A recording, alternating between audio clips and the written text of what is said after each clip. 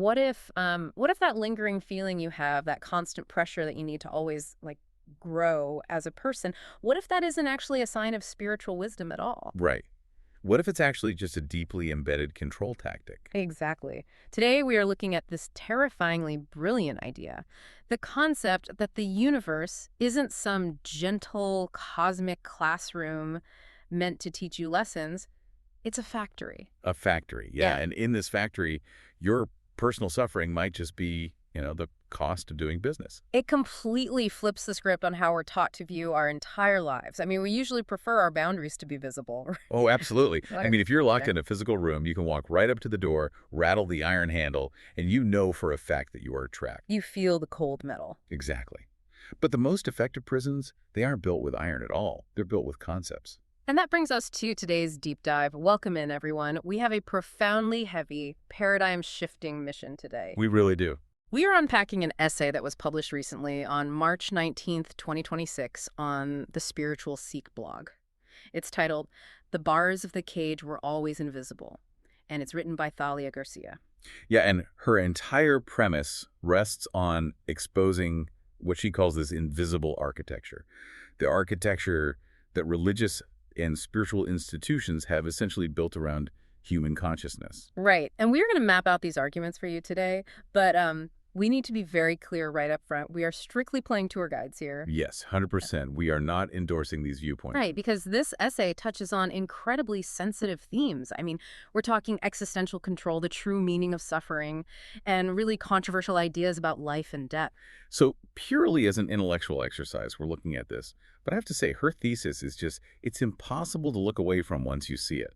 It really is. So maintaining absolute impartiality here, we're not going to pull any punches on the material itself. Because the foundational premise of Garcia's essay, it just hits you like a freight train. It does. She claims that every major institutional system in human history, whether you are looking at like ancient Stoicism or medieval Christianity, or even just modern mainstream mindfulness, they all claim this ultimate authority to define what your life is actually for. Right. Not what your life is objectively, but what its designated purpose is. And think about the massive assumption baked into that claim. It's huge. To tell you what your life is for, well, that assumes that your existence arrived with this pre-attached, non-negotiable job description. Like you were hired before you were born. Exactly.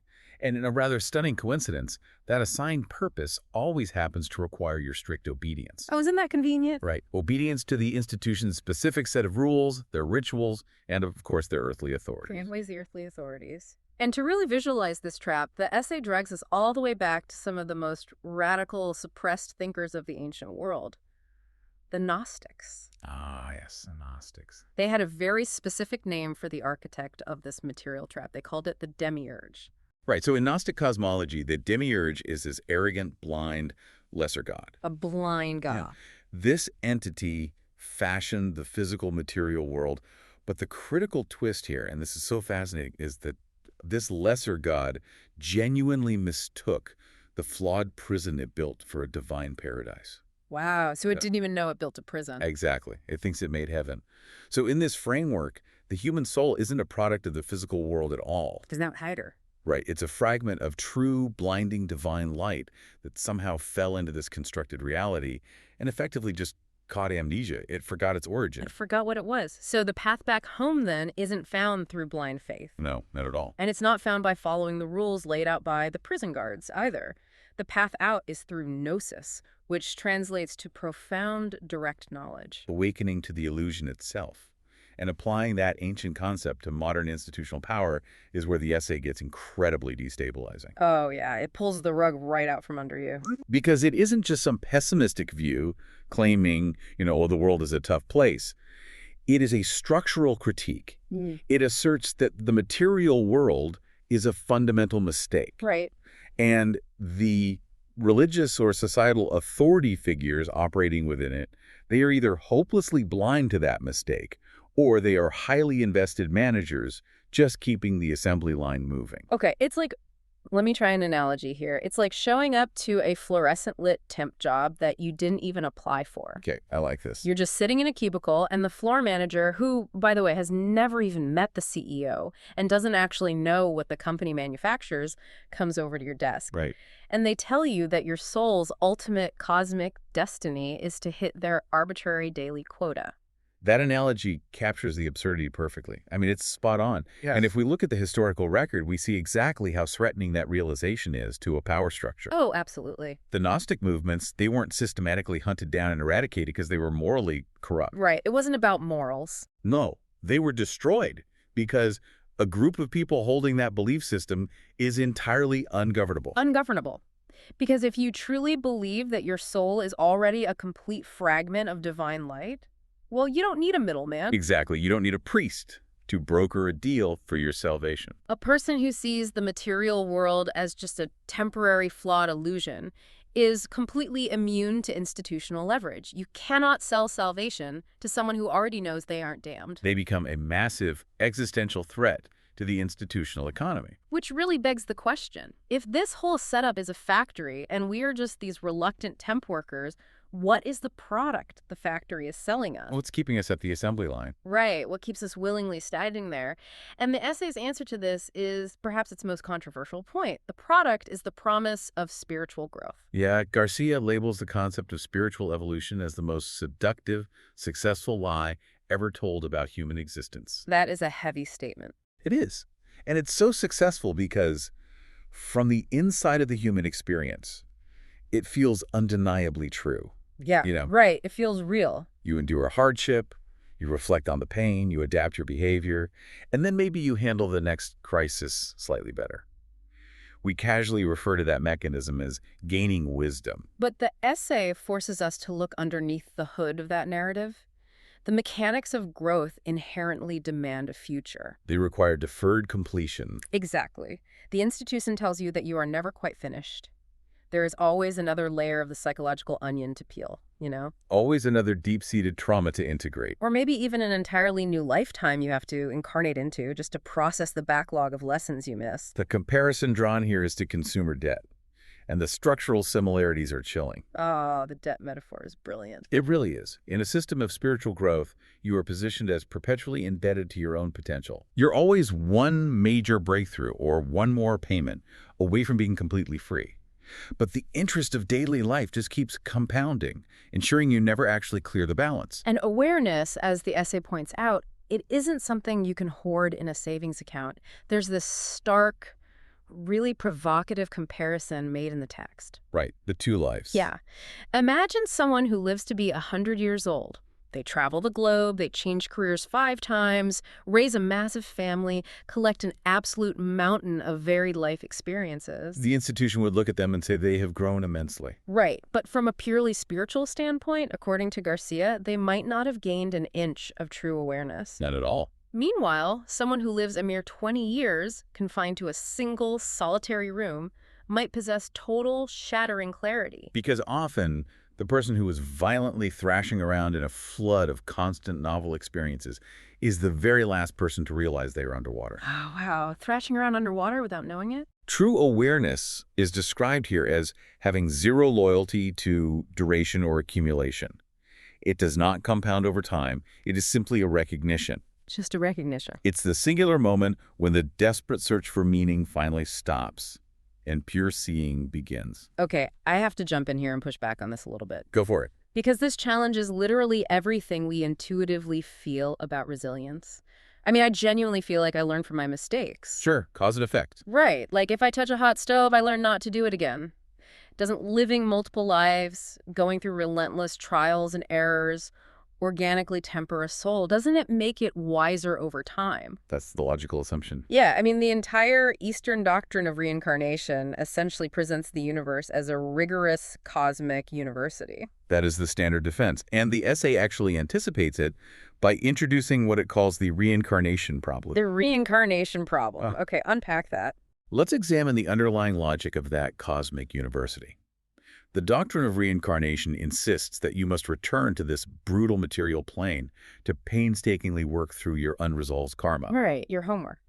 But mysteriously, you arrive in each new physical incarnation with absolutely zero conscious memory of your past lives. Oh, right. Your hard drive is completely wiped clean before you clock in for the shift. Exactly. From the perspective of the conscious mind waking up in that new body, those past lessons are entirely inaccessible. To the experiencer, it is always the very first time. You don't even get to review the syllabus. You don't. So if there is no continuity of conscious memory to utilize, each life effectively functions as the first and only life.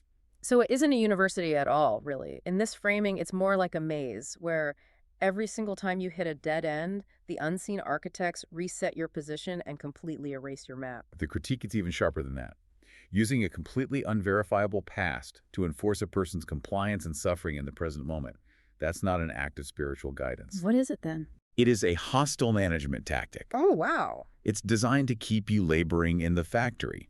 Because again, a worker who realizes they are already intrinsically complete right here and right now immediately drops their tools and walks off the assembly line. Okay, so if we aren't actually accumulating cosmic extra credit points to eventually graduate from this maze, why are we continually told by these institutions that we have to endure such staggering amounts of pain? That brings us to the actual currency that funds this entire spiritual economy. Suffering. Suffering. In nearly every major religious and philosophical system, suffering is elevated to a place of strange honor. It really is. It's positioned as the mandatory entry fee for the path to enlightenment. Exactly. Which sounds an awful lot like the classic trope where agonizing pain supposedly builds character. The idea that you have to be broken down to be built back up stronger. Right, but the author doesn't dismiss pain entirely. She draws a very sharp, crucial distinction between two fundamentally different types of suffering. Okay, what are they? First, there is suffering that reveals. Suffering that reveals. Yeah. This is the catastrophic kind of suffering that utterly shatters the ego's illusions about having control or permanence in the world. Losing everything you thought defined you and surviving that loss can forcefully clear your vision. So it wakes you up. The essay concedes that this type of suffering is honest. But then it pivots to the second category, what she calls suffering that merely continues. This is the chronic, repetitive, unenlightening friction of daily existence. Just the grind. Right. It teaches the consciousness absolutely nothing new because the lesson has already been hammered home 1,000 times over, yet the pain simply refuses to stop. Okay, let's go back to the temp job metaphor for a second. Sure. It's the difference between touching the break room coffee pot once to learn that it burns versus keeping your hand firmly pressed against the scorching glass for 20 years solely because a manager convinced you that sustaining third-degree burns is a required prerequisite for an eventual promotion. That captures the absurdity perfectly. And the essay exposes the cold, institutional logic behind glorifying that burn. How does it work? It operates like a mathematical equation.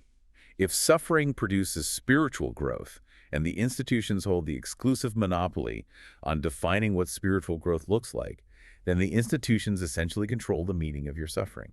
Meaning your pain keeps you tethered to them. You literally depend on the institution to constantly reassure you that your ongoing agony actually serves some grand purpose. Exactly. And the author states plainly that this is not some shadowy, smoke-filled room conspiracy. It is simply the structural inevitability of any system that manages populations. Right. The pervasive doctrine that suffering must be passively endured and that actively trying to end your own suffering is a grave spiritual crime, well, it's not profound wisdom. It is a retention strategy. A retention strategy. Man, if suffering is the currency keeping us all on the factory floor, then the absolute worst thing a worker can do is just walk out of the building entirely. Exactly. Which brings us to the heaviest, most intensely guarded boundary in this entire architectural landscape, the exit door. The political economy of departure. This is where the essay gets incredibly provocative. It really does. It asks a question that almost no traditional sermon is willing to answer directly. Why do historical institutions so universally and so urgently prohibit suicide? I mean, the default societal assumption is compassion, right? We assume they prohibit it because they genuinely don't want people to suffer. But the author points out a glaring inconsistency in that logic. Institutions generally do not work with the same frantic urgency to eradicate the systemic suffering itself. Like poverty or chronic illness or exploitation. Right. What they work incredibly hard to eradicate is the individual's response to suffering that removes them from the system entirely. Because earthly jurisdiction has a hard limit. It is strictly confined to the living. Exactly. The dead cannot be taxed. They can't be conscripted into armies? They cannot be converted to a new faith. Yeah.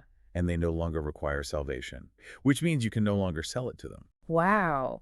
So the very millisecond a person departs the physical dimension, every single power structure that previously claimed total authority over them becomes instantly, irrevocably irrelevant. To maintain that jurisdiction, the essay argues, Yeah. systems have spent millennia constructing a narrative designed to make the living absolutely terrified of departing. Framing suicide as an act of cowardice or the ultimate unforgivable spiritual failure. Right. It's a psychological design specifically calibrated to target the most vulnerable people, those who already feel like failures, to keep them securely locked within the boundaries of the living. Okay, this is where we need to pause and issue a massive explicit caveat straight from the source material itself. Yes, very important.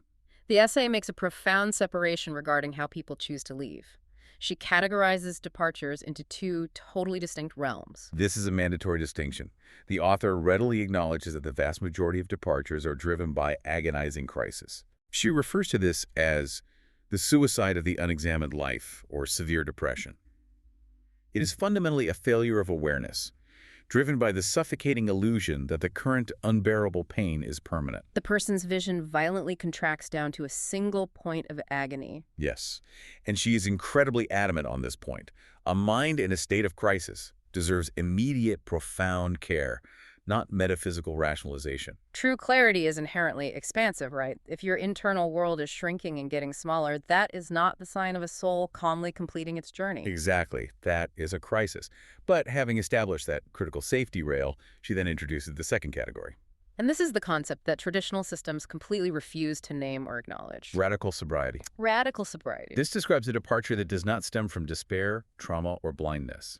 It stems from a clarity so total and expansive that the ordinary biological reasons for staying simply dissolve. A pure Gnostic clarity. The individual genuinely understands that the material world is a constructed, finite experience.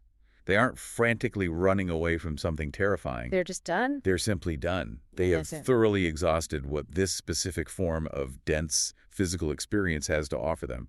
As the author brilliantly phrases it, the Gnostic who intimately understands the architecture of the prison is not the same as the panicked prisoner who simply cannot bear the weight of the iron bars. The biological reality she points out to support this is deeply sobering because the act of living is, by definition, just a process of controlled deterioration. Yes. To be born is to have already begun the process of dying. Right. And from the perspective of the eternal, a life spanning 90 years and a life spanning 20 years are just two tiny drops of water falling back into an infinite ocean. Oh, wow. And the ocean doesn't care how big the drop is. It doesn't. The ocean does not catalog or care about the circumference of the drop. Yet, human societies construct massive, heavy moral architectures around the difference in duration between those two drops. We label one a beautiful, completed life, and the other a tragic, wasted life, almost entirely based on the metric of time spent on the clock. So, if traditions refuse to acknowledge this nuance, this vast difference between a mind trapped in a contracting crisis and a mind resting in profound, expansive clarity, how does that warp the way we evaluate a successful human life? It guarantees that we evaluate a life entirely by the metrics of the factory. Ah. We judge success by sheer endurance, rather than by the quality or depth of the person's awareness. Which means treating a departure born of radical clarity with the exact same stigma and punishment as a departure born of tragic crisis. And that is a catastrophic failure of precision. The essay argues this lack of nuance has caused incalculable psychological harm across generations. So if some people are operating from a place of painful illusion, genuinely believing the temp job is all there is, and others are operating from this profound, expansive clarity, how do we conceptualize the way different people move through this constructed reality on a mundane daily basis? To explain this daily friction, Garcia borrows a highly recognizable modern framework.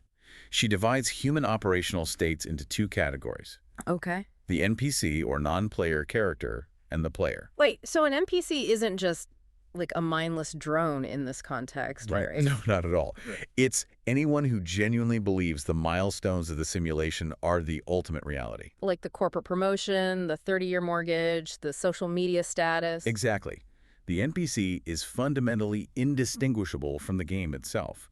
They're deeply embedded in the simulation without any awareness that it is a simulation. They're just faithfully following the predetermined scripts handed down by the institutions. And they find their ultimate sense of self in achieving those assigned milestones. They believe that their suffering over a missed promotion or their joy over a new car are absolutely fundamentally real on a cosmic level. Right. And the essay stresses heavily that this is not a moral condemnation. It's not an insult. Being an NPC is not about being lesser.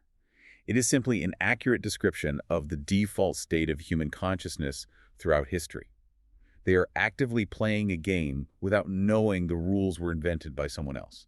But then you have the player. Yes, the player. This is the individual who suddenly wakes up inside the ongoing game and clearly recognizes the invisible architecture surrounding them. To the player, the conventional institutional narratives, the constant demands that you must grow, you must suffer gracefully, you must constantly evolve, they no longer feel like divine, infallible guidance. They feel exactly like what they are. Programming. Programming. Yeah. And the burden of waking up is that once you see the structural architecture, you can never fully unsee it. Right. The profound realization is that the rules dictating how you must live and exactly how long you must endure suffering were all written inside the cage. And because those rules were authored by the managers inside the cage, they have absolutely zero authority or reality outside of it. The core ultimate truth of the essay boils down to this. The consciousness listening to these words right now is not a sick patient waiting in a cosmic hospital. It is not a remedial student in a grueling spiritual school. And it is not a drafted soldier in an invisible holy war. It is the light itself, temporarily agreeing to wear a physical shape. Yes. So if the cage was never actually locked in the first place, what does the author expect the reader to do with this mind-bending realization? Right. Like, what's the action plan? Do we just quit our temp jobs tomorrow and walk into the woods? Well, the genius of the essay's conclusion is that it refuses to give you a set of instructions. It is not a permission slip to take any specific drastic action. It doesn't arrive with a convenient 10-step program to achieving enlightenment. Because it doesn't want to become just another institution giving you a new quota. Precisely. The goal is entirely about shifting the quality of your seeing in the present moment. Just seeing it differently. It's about recognizing that your deepest, most limiting beliefs are the actual bars of the cage. And unlike heavy iron bars, concepts and beliefs can simply be set down the moment you recognize them. Wow. It's about cultivating the clarity to look at your own life without the heavy, distorting lens of institutional interests constantly whispering what your life is supposedly for. That is powerful. Let's bring this immense philosophical concept right down to earth, directly to you, the listener. Yeah, how does this apply today?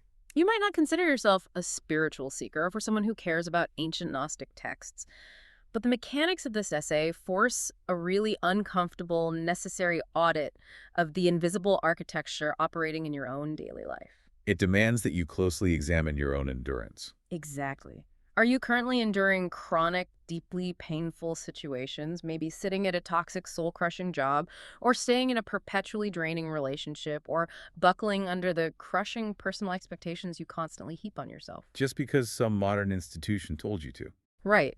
Are you doing it simply because some modern institution of hustle culture or wellness convinced you that pointless suffering automatically equals personal growth? Are you keeping your hand firmly pressed on the hot stove because you honestly believe the burn marks make you a more valuable person? It essentially asks you to determine your current operating system. Are you functioning as an NPC, blindly following a culturally mandated script of required suffering? Or are you stepping into the role of a player who clearly realizes that the script is entirely optional? I want to leave you with one final, provocative thought to mull over, something that builds directly on this premise but takes it a step further. Okay. If the author is actually right, and human consciousness is truly just the light itself temporarily wearing a physical shape, what would happen to the physical shape of our society? Oh, that's a big question. What would actually happen to our global economies, our political structures, our frantic daily 9-to-5 routines if tomorrow morning every single person on Earth woke up as a player and simultaneously realized the factory was just an illusion? The entire factory of meaning would instantly collapse. It would just fall apart. The invisible architecture simply wouldn't hold the weight of that much clarity. It would be a completely unrecognizable world. Thank you for joining us on this intense, heavy intellectual journey today. We strongly encourage you to keep questioning the invisible structures and narratives built around you, and we warmly invite you to return for our next deep dive. Until then, remember, if you ever feel like you're desperately rattling the bars of your cage, take a closer look at your hands. You might just be holding on to ideas, and you can always let them go.